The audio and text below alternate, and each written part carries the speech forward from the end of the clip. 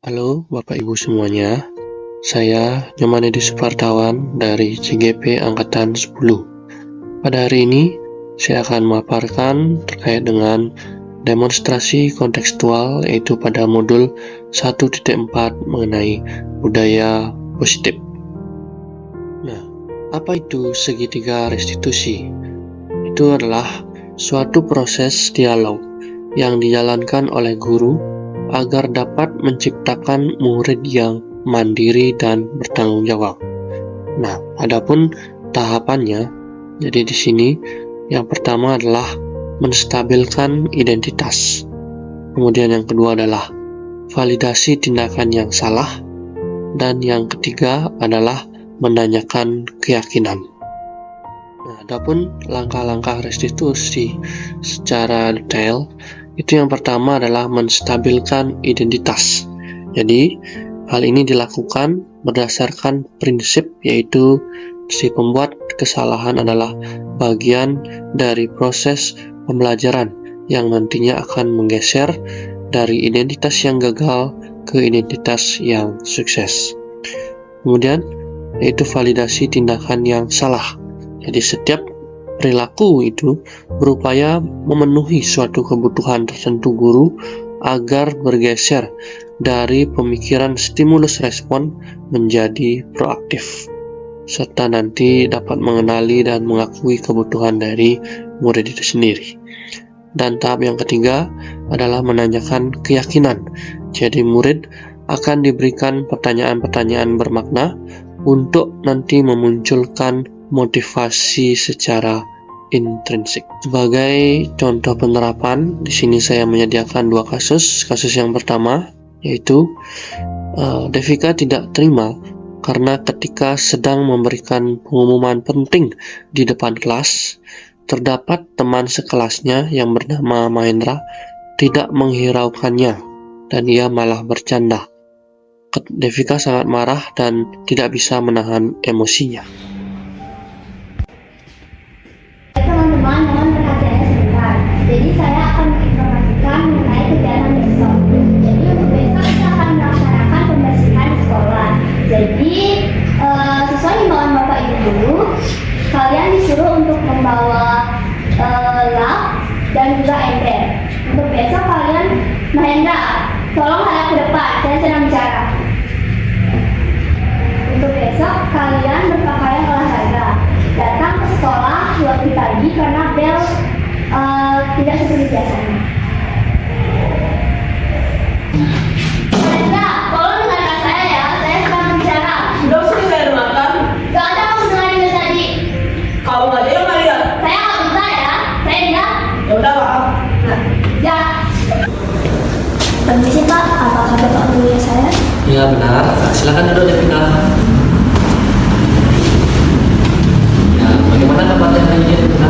Baik Pak, ada apa Bapak memanggil saya? Begini Devika, jadi Bapak mendapatkan informasi tadi dari teman sekelasnya. Katanya Devika sempat marah tadi ya di kelas. Nah, kira-kira apa yang terjadi? Bisa diceritakan dengan Bapak? Benar Pak, saat itu saya sedang berada di depan kelas untuk menyampaikan informasi mengenai tentang pembersihan.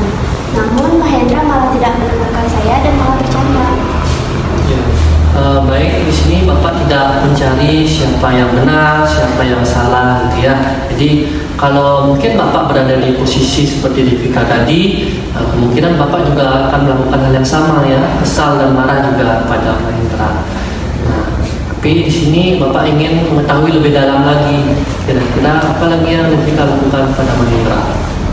Saya menegurnya Pak, tetapi tetap tidak dihiraukan, sehingga saya emosi dan tanpa sadar saya menggebrak bangku.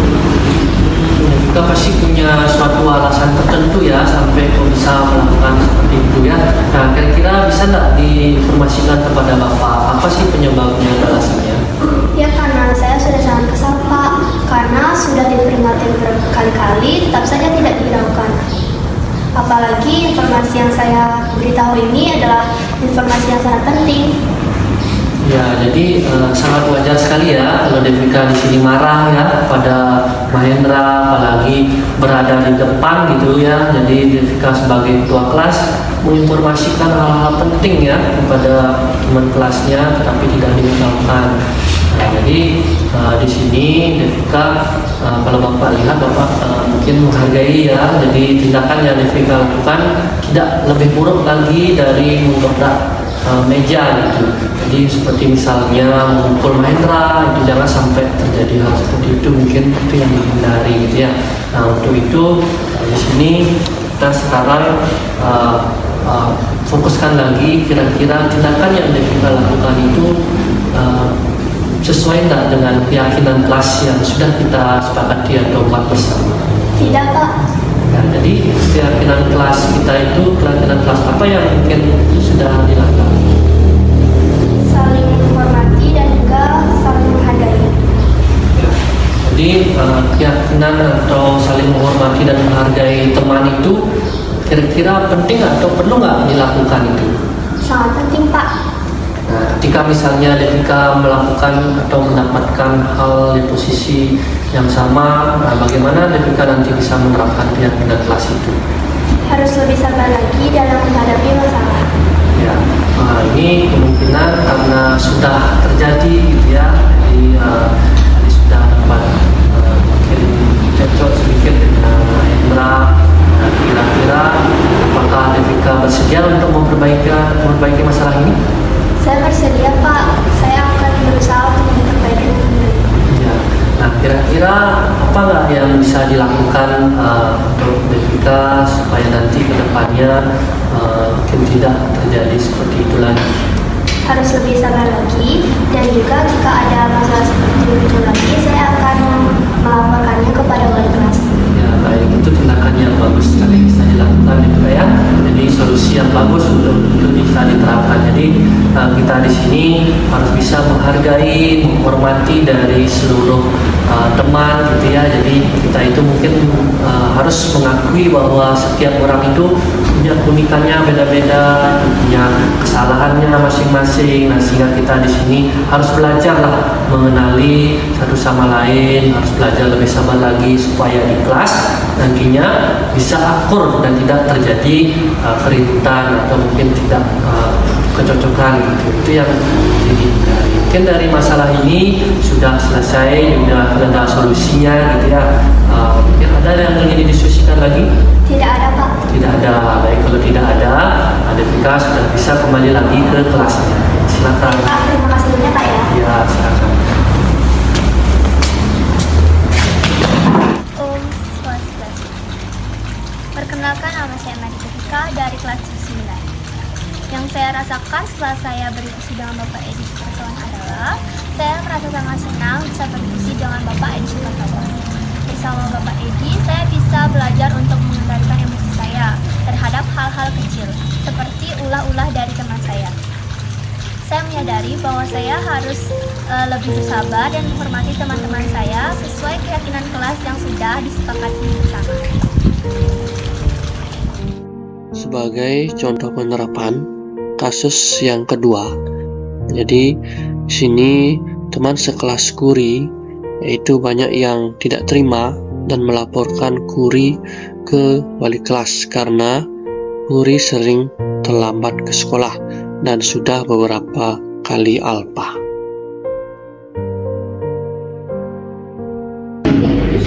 Swastiastu teman-teman, selamat pagi. Mohon maaf saya terlambat.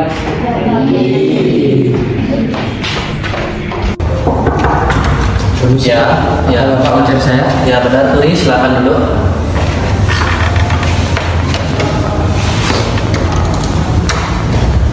Ya, Kuri, jadi tahu nggak kenapa Bapak memanggil di sini? Tahu, Pak. Ya.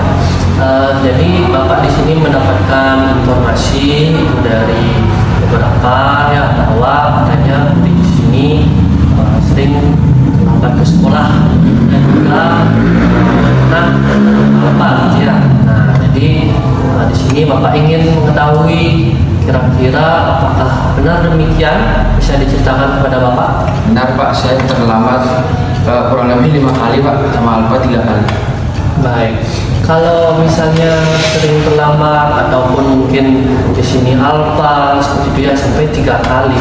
Nah, apakah itu kira-kira merupakan sebuah kesalahan, Guri? Kesalahan, Pak. Kesalahan, baik. mungkin kita ketahui ya kalau misalnya setiap orang itu pasti pernah melakukan sebuah kesalahan. Nah, jadi di sini kita belajar untuk bagaimana kita itu nanti belajar dari kesalahan, kita perbaiki supaya ke depan akan menjadi lebih baik lagi, gitu ya. Jadi kita sekarang mari kita cari solusi bersama-sama. Nah, kira-kira Kuri melakukan atau terjadi hal seperti itu pasti ada sesuatu ya.